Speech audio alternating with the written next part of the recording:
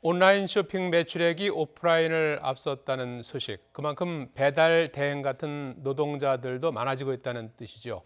하지만 실업급여 등 사회 안전망의 보호는 받지 못하고 있습니다. 김대근 기자입니다.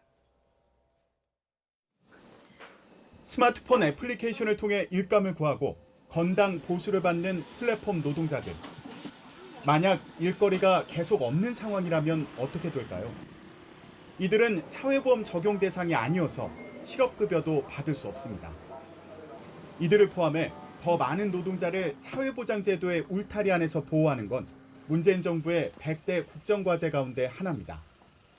이에 따라 더불어민주당은 이번 총선에서 플랫폼 노동자의 사회보험 적용을 공약으로 내걸었습니다.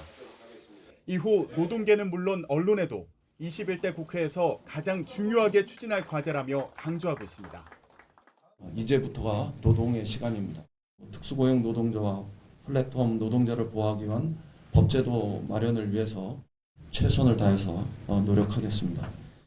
고용보험법 같은 것들이 좀 개정돼서 특수고용직 노동자들, 문화예술인들, 플랫폼 노동자들 등등을 포함하는.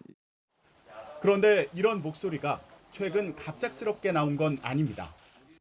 이미 지난 2018년 민주당은 플랫폼 노동자는 물론 예술인 등으로 사회보험 적용 대상을 확대하는 법안을 발의했습니다.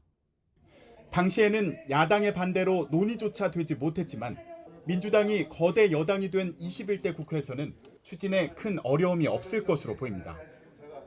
노동계에서는 더 나아가 영세 자영업자 등 전국민 고용보험 도입을 요구하는 상황.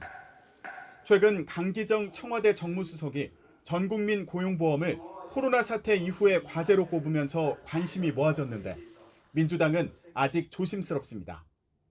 이인영 원내대표는 전국민 고용보험의 취지는 이해하지만 제도의 설계는 좀 더 고민이 필요하다는 입장이고, 민주당 정책위 관계자 역시 재원 문제 등을 고려할 때 중장기적인 과제로 보인다고 설명했습니다.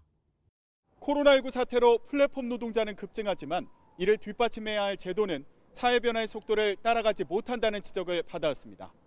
21대 국회에서는 플랫폼 노동자를 시작으로 아직 사각지대에 머무는 노동자들을 사회 안전망으로 포용할 수 있는 길이 차츰 넓어질지 주목됩니다. YTN 김대근입니다.